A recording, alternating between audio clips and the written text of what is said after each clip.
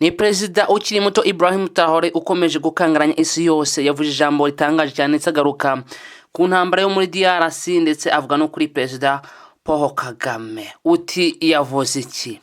Yagize ati ndabasuhuza mwese abari hano, muri abantu b'ingenzi cyane bitewe rero n'ibiri kutubaho by'intambara nyinshi.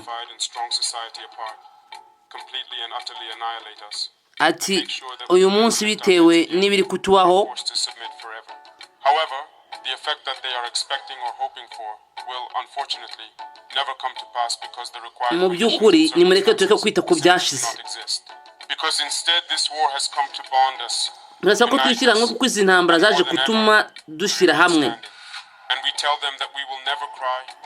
Reka tubabwire ko tutazigera twongera kuri habe na rimwe. This war that has been imposed on us. Izi ntambara badushoraho. It is in this war that AES was born. Izi ntambara nizo zituma dushyira hamwe kandi izi ntambara nizo zatumye ubumwe bwa Afurika buza.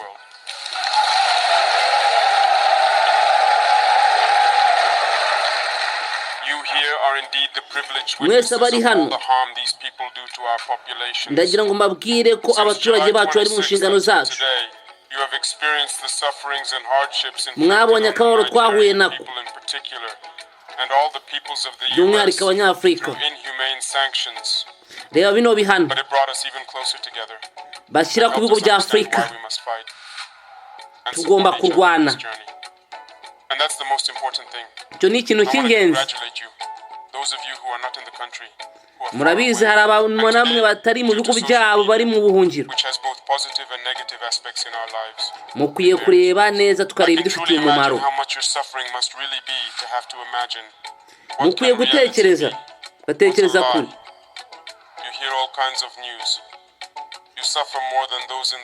Reba turababaye. This evening we have a few minutes. We will have, in any case, exchange freely on many themes, and also, and especially any grievances you may have, because these are the same realities that we now share with our brothers in Nigeria. Because despite being away from the motherland, you have always contributed, and truly through all of you in the diaspora, to the patriotic support fund. To continue giving a boost to the brave and tirelessly fighting forces who battle day and night and relentlessly. The entire homeland thanks you for these gestures. When I carefully listened to what you were saying, I came to the realization that you had a complete and thorough understanding of the entire maneuver. There were no complaints. There were no concerns raised. This shows that you truly understand the essence of the struggle. Thank you again. Thank you to those who are spreading this message. Thank you for being by our side, because that is the fuel we need. The courage we need to move forward is what you are giving us here. You understand the situation. There is no reason to get discouraged, to get tired, or to hang our heads. I will therefore make it my duty to keep you updated on the news from the country. As you have closely followed for several years now, we are being relentlessly attacked from all possible sides. Ibitero byose aho bizaturuka ngomba kubirwanya. East to west, from north to south. Byaivuye mu majyepfo mu majyaruguru hose ngomba kubirwanya. Today we have been able to resettle a good number of villages. Twarongeye dutuza abaturage in many areas. Mu bice bitandukanye by'igihugu. And there is absolutely no area where our forces cannot set foot when they want to go there, anywhere at all. But despite this, in reality, you hear narratives from those who are referred to as imperialists or their local lackeys who happen to be with us. And they don't care whether an area has been recaptured or not. But when an area is lost, they get on their high horses, grab the loudspeakers, shout, and often make up all sorts of stories. We are victims of physical terrorism that manifests itself on the ground through countless assassinations of our people, barbaric and cowardly attacks. In addition to that, on a strategic level, there is terrorism, disinformation, and manipulation. You have experienced what has happened in Burkina Faso. I know that you have indeed been disturbed. Many people lacked information because abantu benshi ntabwo at bafite times amakuru like bitewe these, everyone n'itangazamakuru invents what they ry'ibinyoma want. yo muri west Maybe some media outlets you believe to be serious ntabwo started bavuga relaying amakuru certain nyayo. information. This proved to you that they are not serious media. aba They spend ntabwo time abanyamakuru ba manipulating nyabo, Africans. But today, thank abanyamakuru bo mu God, burengerazuba you have bw'isi. discovered that it is all false. It's manipulation. Ibi They take the ni uburyarya information, na manipulation. manipulate it, and give you what they want. You have understood everything, and I think we no longer need to by'ukuri raise mukwiye awareness kubyumva, about this.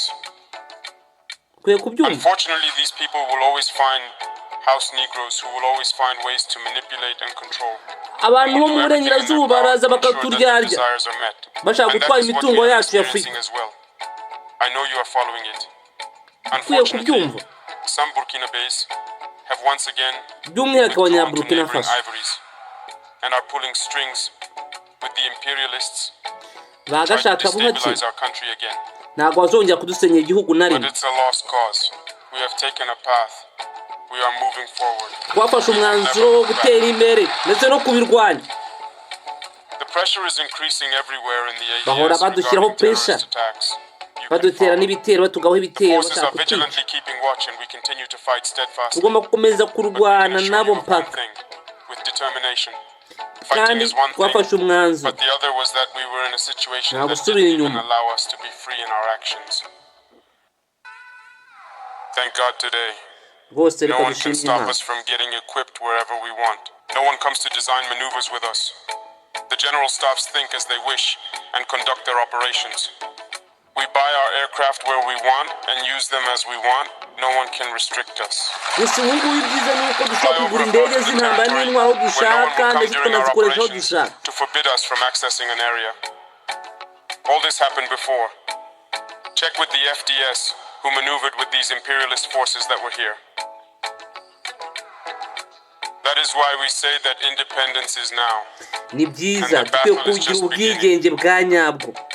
Some individuals have long taken the liberty to explain to widows or even to the wives of still active soldiers that there is certainly a way to negotiate with terrorists. mu by'ukuri And nta that mpamvu we yo kunegosiya undoubtedly and absolutely n'ibyihebe, refuse to negotiate nta with mpamvu yo kunegosiya terrorists. n'ibyihebe, biriya ni First ibyihebe. of all, we will not negotiate.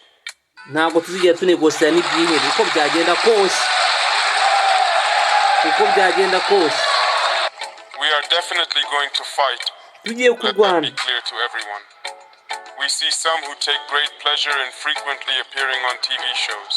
We don't know where they learned this strategy. Security experts of I don't twafashe know what, ingamba rero and saying no, z'umutekano. we need to dialogue. That's the term they finally found instead of negotiating, dialoguing. Dialoguing with whom? Ese barashaka tuganire nande, barashaka ibiganiro tuganire nande, If they know him, let tuganire them send nande. him to us. As far as I know, we opened the door by creating the call center. If he wants to lay down his arms, let him call and lay down his arms. We will see what to do for him. Ni perezida wa Burkina Faso akaba Burkina akunda Faso perezida Paul must Kagame definitely cyane, be a akaba yanavuze ko forbidden azaza destination kumureba for those akaganira. mercenaries. And we will fight across the entire AES space to liberate our lands and to be able to thrive. They spend time making us understand that we are indeed poor. Every year, you see the results. So Niger is second to last. Burkina Faso is what number? That's what's happening.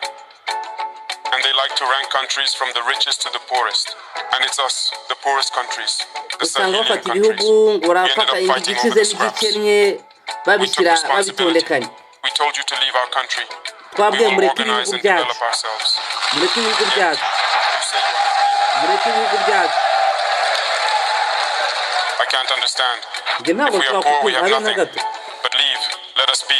We will work. mureke tubeho uko Why don't you tubishaka. leave? It's not clear then.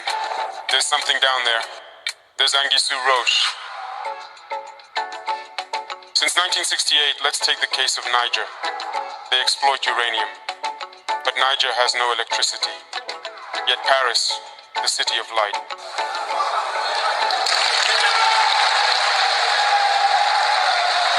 That's normal. But leave us alone. We will develop.